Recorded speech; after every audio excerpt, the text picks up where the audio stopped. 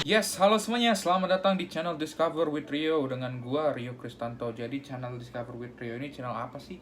Jadi channel Discover with Rio ini adalah sebuah tempat ataupun wadah buat gua untuk mencoba nyeritain balik kepada kalian berupa kasus-kasus yang seru seperti tindakan kriminalitas, misteri ataupun yang terjadi di luar sana yang menurut gua cukup menarik untuk diulas kembali. Dan seperti yang gua tadi bilang, gua akan ceritakan kembali ke kalian semua. Dan tentu banyak banget orang-orang yang mensupport gua untuk menciptakan channel Discover with Rio, dan berhubung juga kita lagi work from home dan gua sebagai content creator di kantor juga ada waktu lengang di rumah, jadi nggak ada salahnya untuk gue untuk mencoba hal-hal baru seperti membuat channel YouTube ini, yaitu Discover with Rio. Dan tentunya dalam video ini dan video-video lainnya gue akan mencoba menjadi storyteller yang baik kepada kalian semua dengan segala kekurangan yang gue punya. Semoga kekurangan yang ada sekarang nggak mengurangi rasa semangat dan motivasi gue untuk memberikan kasus-kasus, menceritakan kasus-kasus yang seru dan menarik kepada kalian semua. Dan yang terakhir, gue minta support kalian dengan tonton video ini sampai habis. Kalian juga boleh follow gue di Instagram, karena gue ada di Instagram di @kristorio. Kalian bisa DM gue kasus-kasus yang menarik, ide-ide yang menarik, dan tentunya saran, kritik, pesan, dan kesan yang tentunya membuat gue menjadi lebih baik di kemudian hari. Dan di video pertama gue kali ini, di video debutan gue tidak akan membawakan sebuah kasus yang berat banget, melainkan sebuah kasus yang menurut gue cukup menarik, di mana kasus ini merupakan salah satu kasus penculikan, kasus penculikan yang terburuk yang telah terjadi di United States of America, yaitu kasus penculikan yang dilakukan oleh Ariel Castro selang tahun 2002 hingga 2004 dan baru terbongkar di tahun 2013. Jadi dia ini menculik 3 perempuan, yaitu Michelle Knight, Amanda Berry, dan Gina De Jesus. Dan mereka ini disekap di rumahnya si Ariel Castro, yaitu di 2207 Seymour Avenue di Cleveland, Ohio. Jadi banyak banget hal-hal yang terjadi saat mereka ini diculik, di mana si Ariel Castro juga melakukan tindakan yang tidak manusiawi, tindakan yang tidak pantas, di mana hal itu tidak bisa tidak seharusnya dilakukan oleh manusia kepada manusia lain. Jadi tindakan seperti apa yang dilakukan oleh Ariel Castro nih yang bisa dikatakan tindakan yang tidak manusiawi selama penculikan tersebut, dan bagaimana latar belakang seorang Ariel Castro ini sehingga dia nih bisa berubah menjadi seseorang yang melakukan tindakan kriminalitas seperti menculik orang dan mencatatkan kasus penculikan, salah satu kasus penculikan terburuk di United States of America. Dan yang terakhir, bagaimana akhirnya penculikan ini bisa terbongkar. So, before we jump into the case, let's wait for the blip.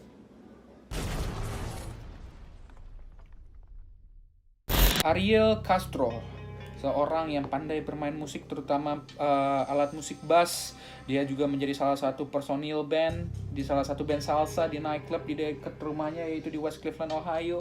Dia juga sebelum ditangkap pada umur 53 tahun, dia berprofesi sebagai bus school driver. Nah, dia ini lahir pada tanggal 10 Juli 1960 di Duyauco, Puerto Rico, dan orang tuanya adalah Pedro Castro dan Lilian Rodriguez.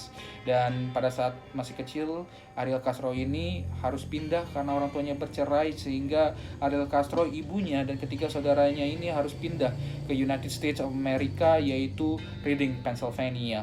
Lalu tak lama setelah itu mereka kembali lagi pindah ke Cleveland, Ohio, tempat di mana ayahnya, saudaranya, dan keluarga lainnya juga tinggal di sana. Nah, pada tahun 1980-an, si Ariel Castro ini ketemu dengan pujaan hatinya, yaitu yang bernama Grimelda Figuera.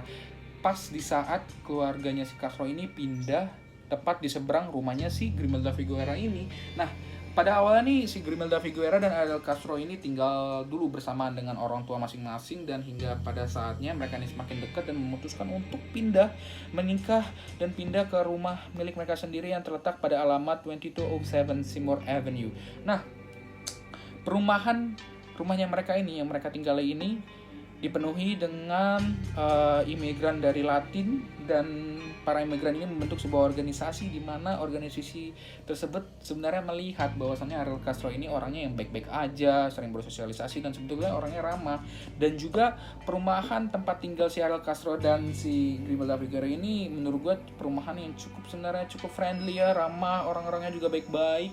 Dan rumahnya si Ariel Castro ini yang terletak di 2207 Seymour Avenue juga rumah yang cukup besar, cukup enak buat ditinggalin. Ada lantai 2, luasnya juga sebesar 130 meter persegi, dan mempunyai 4 kamar tidur dan juga 1 kamar mandi, dan juga basement yang sebenarnya belum jadi seluas 71 meter persegi. Nah, si Griselda Figueroa ini mempunyai saudara yang bernama Elida Caraballo. Nah, Elida Caraballo ini bilang bahwasannya nerakanya si Griselda Figueroa ini terjadi setelah si Griselda Figueroa pindah ke 2207 Seymour Avenue. Dan apa yang dikatakan oleh Elida Caraballo ini diakui oleh suaminya si Elida Caraballo yang bernama Frank, bahwasannya mereka ini sering banget melihat bahwasannya si Ariel Castro ini memukuli, menganiaya si Griselda Figueroa, sehingga Griselda Figueroa ini mengalami patah hidung, dislokasi bahu, hingga pendarahan ke otak yang menyebabkan tumor yang nggak bisa dioperasi. Nah, hingga pada tahun 1993 akhirnya si Castro ini ditangkap atas tindakan KDRT, kekerasan dalam rumah tangga. Tetapi si Ariel Castro ini tidak dikenakan dakwaan, melainkan kehilangan hak asuh anak-anaknya. Dan setelah bercerai, kehidupan si Ariel Castro ini mulai berubah. Ketika dia ditangkap atas dakwaan KDRT, kehidupannya berubah karena juga sudah bercerai. Dia mulai berperilaku aneh, dia menjadi orang yang pendiam, di mana dia juga menutupi semua jendela rumahnya dengan kayu. Dia juga sering nutupin pintu gerbang utamanya pakai police line, dan tidak ada satupun saudara yang bisa datang ke rumahnya kecuali salah satu temannya media sosial Facebook yang bernama Ricky Sanchez adalah salah satunya orang yang pernah masuk ke rumahnya dan tentang perihal bas yang pengen dijual. Jadi si Ricky Sanchez ini adalah orang yang bisa masuk, dan ketika di dalam rumah Ricky Sanchez ini mendengar banyak suara-suara aneh, dan si Ricky Sanchez ini nanya suara apa sih gitu kan, dan si Ariel Castro ini bilang bahwasannya itu cuma anjing gua, jadi lo nggak perlu takut, tuh berisik banget emang anjing gua. Nah, hingga saatnya pada tahun 2005 kembali si Figueroa ini melayangkan tuduhan kepada Ariel Castro karena Ariel Castro ini melakukan tindakan penganiayaan kepada kembali lagi si Griselda Figueroa, di mana ditemukan banyaknya luka di tubuh Griselda Figueroa, dan ada lagi juga di mana Ariel Castro ini dituduhi telah melakukan percobaan penculikan kepada anak-anaknya. Nah, hasil tuduhan tersebut adalah di mana pengadilan memutuskan adanya pengekakan hubungan antara Ariel Castro dan Griselda Figueroa. Dan sangat disayangkan adalah pada akhirnya pengadilan tersebut beberapa bulan dihentikan. Nah, pada akhirnya di tahun 2012 si Griselda Figueroa ini meninggal dunia diakibatkan tumor yang tidak bisa dioperasi pada otaknya seperti yang tadi gue bilang. Dan sebelum ditangkap, Ariel Castro ini seperti gue bilang sebelumnya berprofesi sebagai bus school driver di salah satu sekolah di Cleveland, yaitu Cleveland Metropolitan School District, di mana sekolah tersebut merupakan sekolah dari TK sampai sekolah menengah. Dan dia ini mempunyai karir bus school driver ini nggak berlangsung begitu lama, di mana dia ini dipecat karena perilakunya yang aneh banget dan yang menyimpang, seperti dia ini melakukan putar balik secara ilegal pas lo lagi bawa anak-anak kecil. Dan lo bisa bayangin kan betapa bahayanya membawa anak kecil dan lo muter balik secara ilegal, bisa nyawa menghilang juga kalau kalian melakukan hal seperti itu juga. Nah, dan hal-hal menyimpang lainnya adalah di mana dia juga ninggalin bus pas makan siang dan juga ke grocery shop buat belanja pakai bus sekolah. Dan juga yang paling aneh adalah dia ninggalin busnya ini kosong di depan rumahnya hanya buat untuk tidur siang. You can see they were all found so close to the locations where they were abducted. Ariel Castro nih, karir tindakan kriminalitasnya ini dimulai selang tahun 2002 hingga 2004, di mana ia menculik 3 perempuan, yaitu Michelle Knight, Amanda Berry, dan Gina De Jesus di sebuah spot yang cukup berdekatan, yaitu di West Cleveland and Lorraine Avenue. Nah, Michelle Knight adalah perempuan pertama yang diculik oleh Ariel Castro. Dia berumur 21 tahun dan dia hilang pada tanggal 23 Agustus 2002 selepas dari rumah saudaranya. Nah, di hari dia menghilang, Michelle Knight ini dijadwalkan untuk hadir di pengadilan atas hak asuh anaknya, cuman dia nggak hadir dan polisi beranggapan bahwasannya si Michelle Knight ini kabur secara sukarela karena pasrah atas posisinya di pengadilan hak asuh anaknya.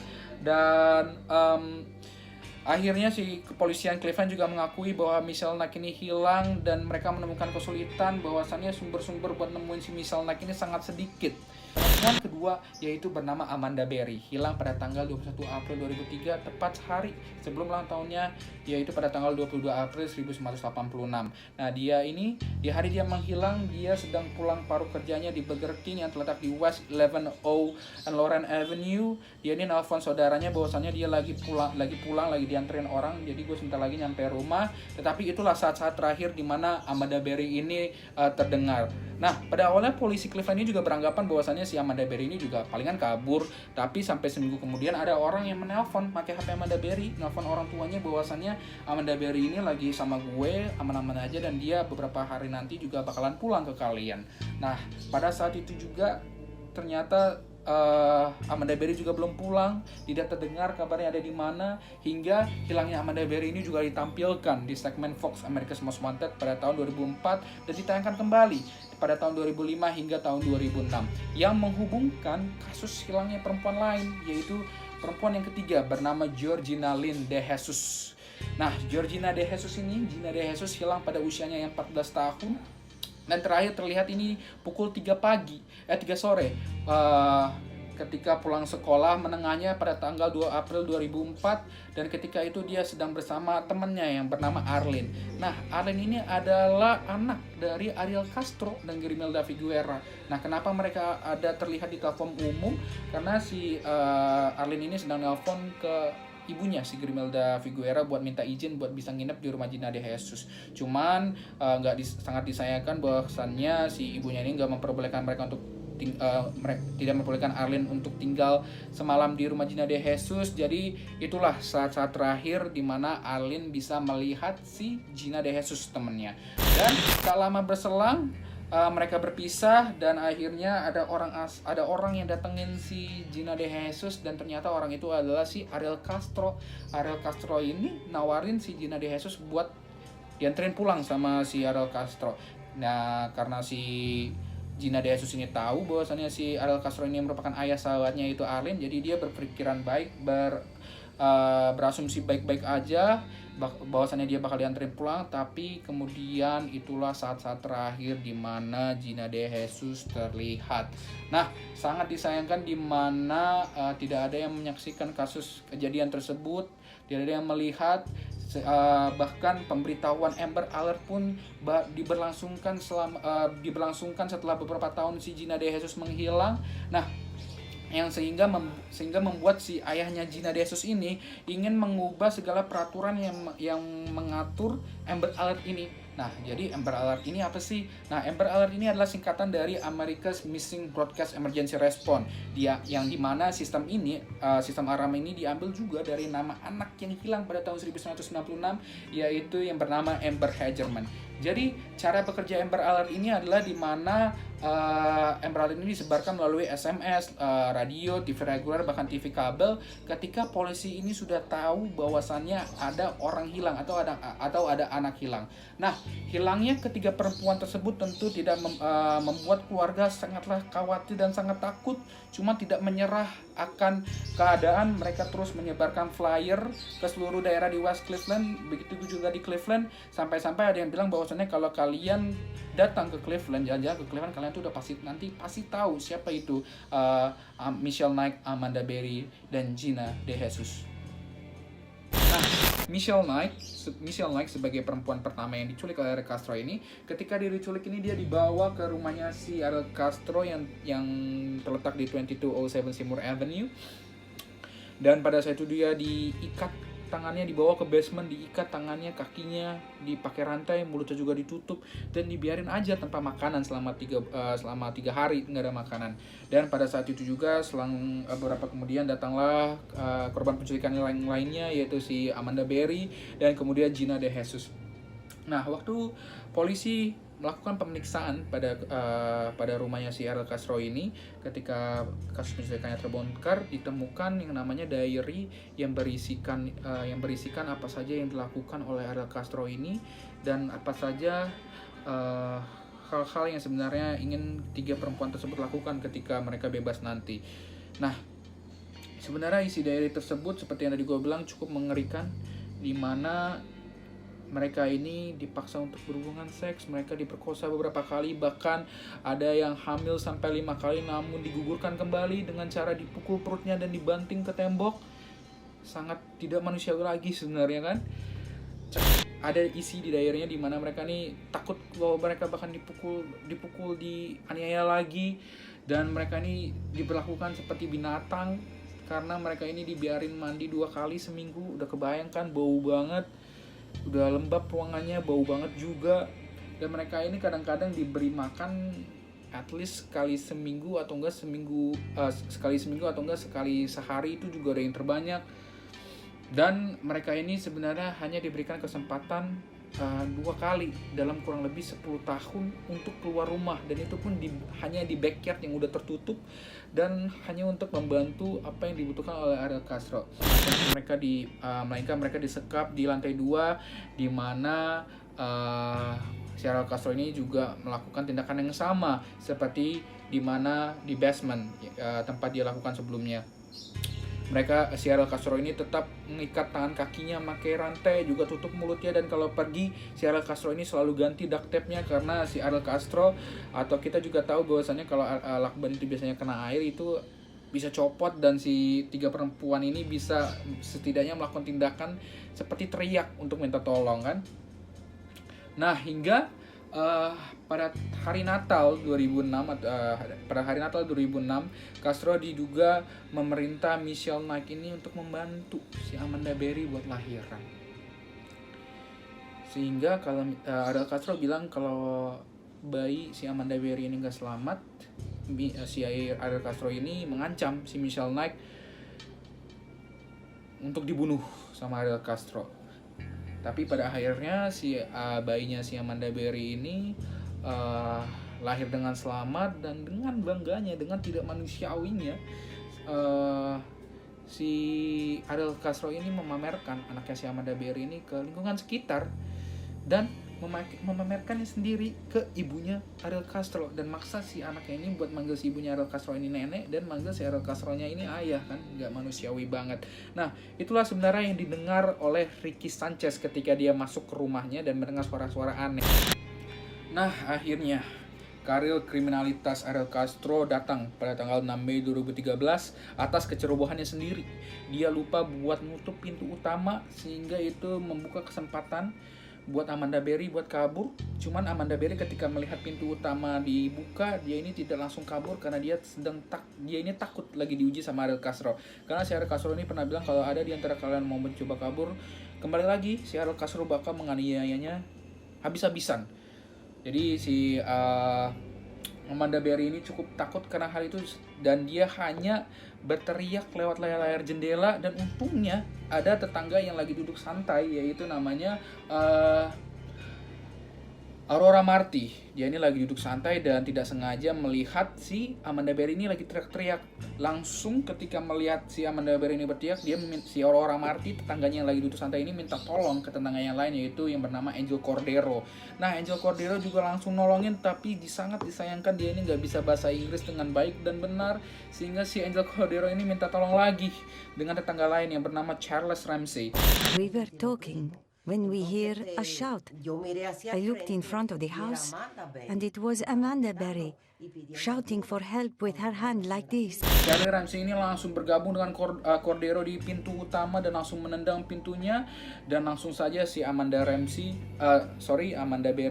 Berry ini langsung bisa keluar rumah dan langsung pergi ke rumah tetangganya untuk menelpon 911. Help me, I'm Amanda Berry. I've been missing for 10 years, and I'm here. I'm free now. Setelah Amanda Berry ini nelfon 911, langsunglah kepolisian Cleveland langsung bergerak cepat dengan sigap untuk datang ke rumahnya si Ariel Castro ini yang terletak di 2207 Seymour Avenue, dan mereka ini langsung berteriak dengan cepat bahwasannya ini kepolisian Cleveland, dan mereka langsung menyelidik ke seluruh pelosok rumah dan akhirnya menemukan si Michelle Knight dan Gina De Jesus beserta anaknya Amanda Berry, dan mereka ini salah satu dari antara mereka langsung datang ke petugas dan bilang bahwasannya terima kasih sudah menyelamatkan sisa hidup saya. Nah, setelah bebas, si Michelle Knight dan Gina De Jesus ini langsung dilarikan ke sebuah rumah, yaitu rumah sakit Metro Health Medical Center, dan 5 hari berikutnya mereka ini diperbolehkan untuk pulang karena psychological yang menurut mereka sudah cukup sehat. Nah, ketika perempuan tersebut diperbolehkan pulang dari rumah sakit, mereka ini udah sehat secara psychologicalnya. Mereka ini kembali ke neighborhood masing-masing, disambut dengan meriah oleh tetangga-tetangganya mereka, dan mereka ini bertemu dengan teman-temannya, bertemu dengan saudara-saudara dan termasuk keluarganya. Mereka ini merasa bahagia, seneng banget bisa ngelihat matahari bersinar lagi kan, dan juga mereka nih seneng gitu loh karena mereka sudah kembali ke kehidupan normalnya. Tetapi berbeda yang namanya dengan Michelle Knight, di mana Michelle Knight ini merasa bahwasannya keluarganya acuh tidak acuh kepadanya saat diculik juga, sehingga Michelle Knight ini gak mau pulang ke keluarganya melainkan tinggal bersama di rumah Gina De Jesus. Michelle's condition is more serious. She leaves hospital 5 days later, but doesn't go home to her family. Instead, she goes to Gina's house. Nah, pada akhirnya nih, Ariel Castro juga ditangkap pada hari yang sama, pada tanggal yang sama, yaitu 6 Mei 2013, di hari di mana ketiga perempuan tersebut kabur dari 2207 Seymour Avenue. Nah, dia nih, si Ariel Castro didakwa dengan 4 tuduhan penculikan dan 3 tuduhan pemerkosaan. Dan pada tanggal 9 Mei 2013 merupakan hari di mana pengadilan perdana Ariel Castro dilakukan, di mana dia dijatuhi juga denda atau uang jaminan atas setiap penculikan yang dia lakukan. Dan sebenarnya dia juga bisa mendapatkan hukuman yang lebih berat karena ada beberapa kasus yang sebenarnya lagi tertunda dan butuh penyelidikan lebih lanjut. Terlebih akan kasus Michelle Knight yang diperkosa sebanyak 5 kali, alias hamil sebanyak 5 kali, dan gugur karena dipukulin dan dibanting ke tembok sama Ariel Castro. Betapa tidak manusiawinya kan.